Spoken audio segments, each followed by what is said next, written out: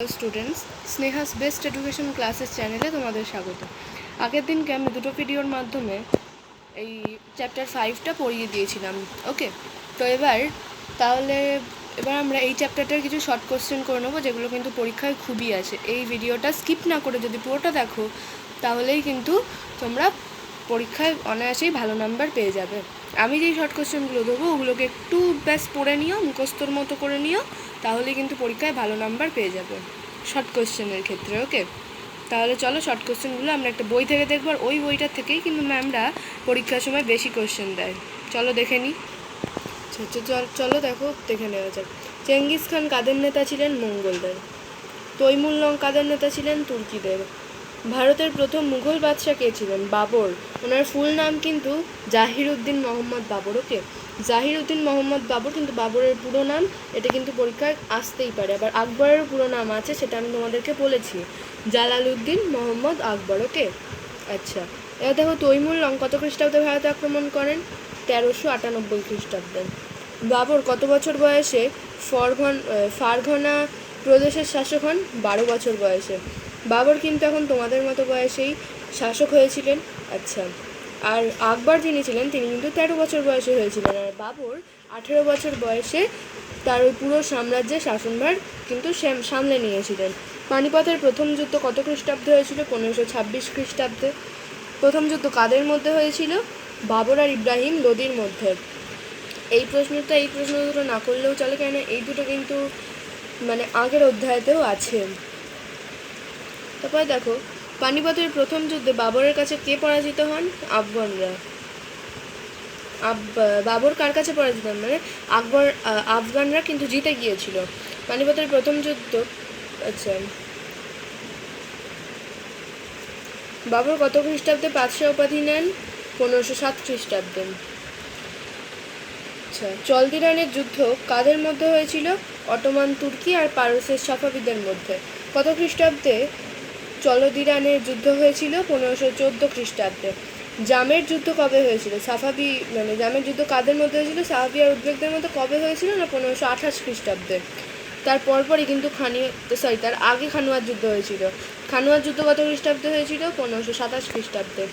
খানুয়ার যুদ্ধ কাদের মধ্যে হয়েছিল? বাবর আর রানা সংগ্রাম সিংহের মধ্যে। আচ্ছা, গাজী শব্দের অর্থ, এটা কিন্তু ভেরি ইম্পর্টেন্ট কোশ্চেন। গাজী শব্দের অর্থ হচ্ছে ধর্মযোদ্ধা। আচ্ছা, ঘরঘরার যুদ্ধ কত খ্রিস্টাব্দে হয়েছিল? 1529 খ্রিস্টাব্দে। ওকে, এই যে তোমার জামের যুদ্ধের পরেই কিন্তু এই ঘরঘরার যুদ্ধ হয়েছিল। তারপরে ঘরঘরার যুদ্ধ কাদের মধ্যে হয়েছিল? দেখো, বাবর আর আফগান শাসকদের মধ্যে। এবার হচ্ছে চৌসার যুদ্ধ কত খ্রিস্টাব্দে হয়েছিল? 1529। এবার কিন্তু 10 বছর পরে আবার একটা যুদ্ধ হয়েছিল। চৌসার যুদ্ধ কাদের মধ্যে হয়েছিল? হুমায়ুন আর শের খানের মধ্যে। আচ্ছা, বিলগ্রামের যুদ্ধ কত খ্রিস্টাব্দে হয়েছিল? 1540 খ্রিস্টাব্দে। চৌসার যুদ্ধে পরাজিত হয়েছিলেন কিন্তু হুমায়ুন, আর হয়েছিল হুমায়ুন আর শেরশাহের মধ্যে। ওকে, এবার হচ্ছে বিলগ্রামের যুদ্ধে কে পরাজিত হয়েছিলেন? হুমায়ুন কিন্তু দুবার যুদ্ধে পরাজিত হয়েছিল। এক হয়েছিলেন চৌসার যুদ্ধে, আর একটা হয়েছিলেন তোমার বিলগ্রামের যুদ্ধে। এবার ওই যুদ্ধে পরাজিত হয়েই কিন্তু হুমায়ুনকে দেশ ছেড়ে পালিয়ে আসতে হয়েছিল। আচ্ছা, শের খান দিল্লির শাসন ক্ষমতা অধিকার করার পর কী উপাধি নিয়েছিলেন? শাহ উপাধি নিয়েছিলেন। কিভাবে হুমায়ুনের মৃত্যু হয় এটা বইতে আছে, যে পাঠাগার সিঁড়ি থেকে পড়ে গিয়ে একটা টুকরো কথার মধ্যে তোমরা দেখবে, কিন্তু এই প্রশ্নটা কিন্তু একদমই ইম্পর্টেন্ট নয়, এটা তাই পড়ার অতটা দরকার নেই, ব্যাস জেনে রাখো। কৃষকরা রাজস্ব দেওয়ার কথা কাবুল করে যে দলিল রাষ্ট্রকে দিত তার নাম কি? কাবুলিয়ত। এটা কিন্তু আসতে পারে। আচ্ছা, সোনারগাঁ থেকে পেশোয়ার পর্যন্ত এটা তোমরা জানো যে সারাকি-ই-আজম, ওটারই অপর নাম হচ্ছে গ্র্যান্ড ট্যাঙ্ক রোড, যেটা এখন গ্র্যান্ড ট্যাঙ্ক রোড নামে পরিচিত।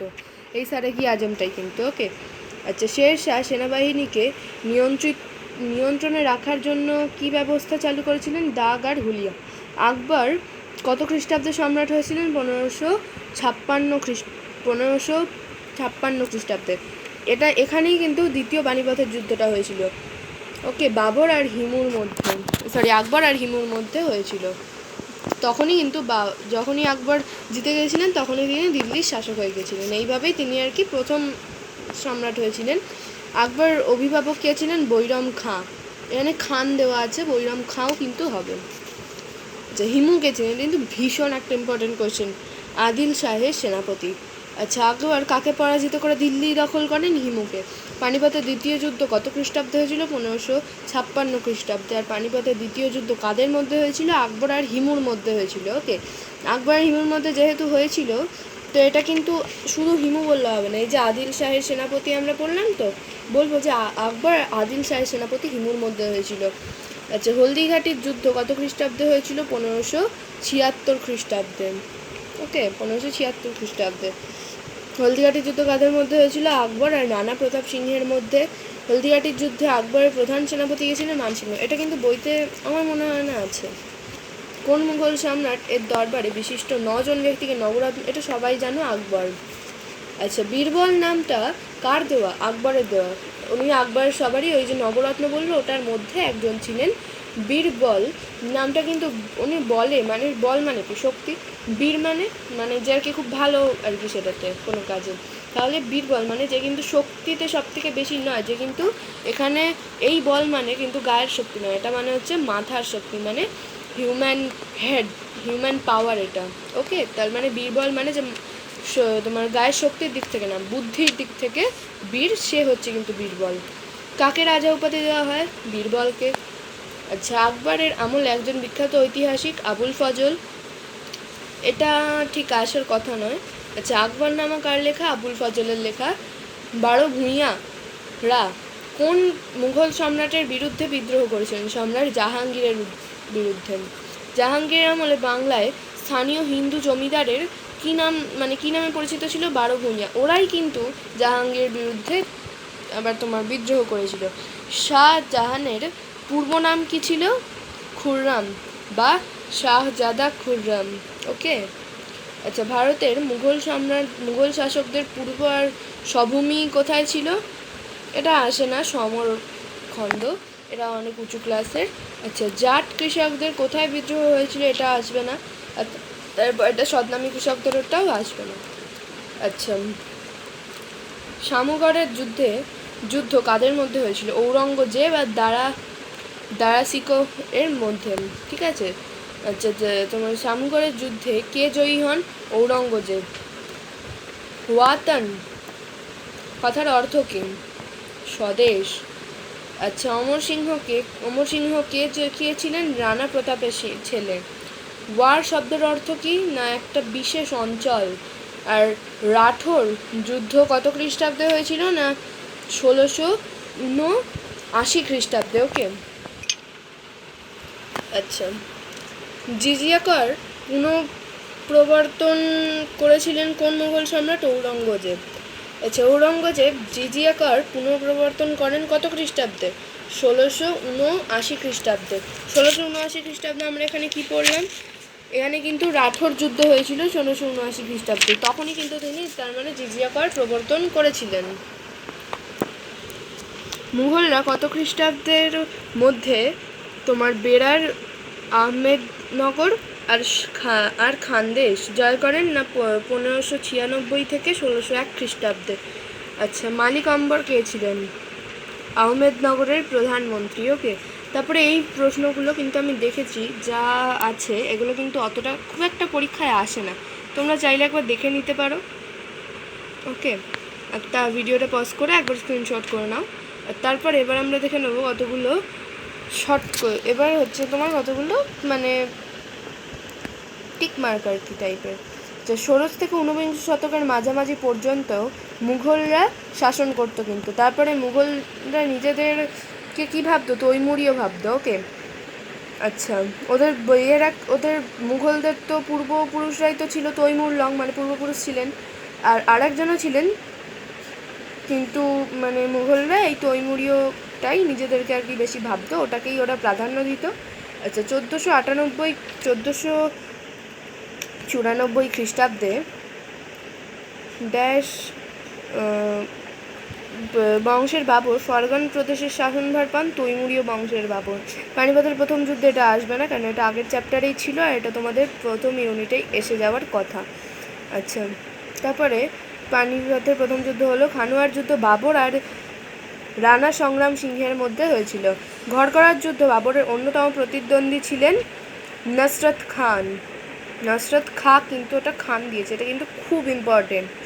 তোমরা দেখতেই পাচ্ছ এটা ডবল স্টার রয়েছে 7-এরটা। বিলগ্রামের যুদ্ধ হয়েছিল, এটাও কিন্তু ইম্পর্টেন্ট। বিলগ্রামের যুদ্ধে, যেই যুদ্ধে কিন্তু ওই তোমার হুমায়ুন পরাজিত হয়েছিলেন, ওই যুদ্ধেই কিন্তু হুমায়ুনকে দেশ ছেড়ে পালিয়ে যেতে হয়েছিল। 1540 খ্রিস্টাব্দে হয়েছিল সেটা। শেরশাহের কৃষককে পাট্টা দিতেন, শেরশাহ কৃষককে পাট্টা দিতেন। এবার তোমরা এই পার্টটা দেখে নিতে পারো, এই পার্টটাতে আমি দেখেছি অত ইম্পর্টেন্ট কিন্তু কিচ্ছু নেই। দেখো, ওকে, দেখে নিয়েছো। এবার দেখো, এবার কিন্তু আমাদের যেটা রয়েছে, দেখো, প্রথম মুঘল সম্রাট বাবর রাজত্ব করেছিলেন 4 বছর রাজত্ব করেছিলেন। বাদশাহ বা পাতশাহ শব্দটা হচ্ছে ফরাসি। পাতশাহ উপাধি নিয়েছিলেন 1507 খ্রিস্টাব্দে, বাবর আর কি। হ্যাঁ, আচ্ছা, সংগ্রাম সিংহের অপর নাম নানা সঙ্গ। বাবর ধর্মের লড়াই হচ্ছে তোমার খানুয়ার যুদ্ধ হয়েছিল, আর তোমার ভারতের মুঘল শক্তির 2 প্রধান বিরোধী পক্ষ ছিল রাজপুত আর আফগানরা।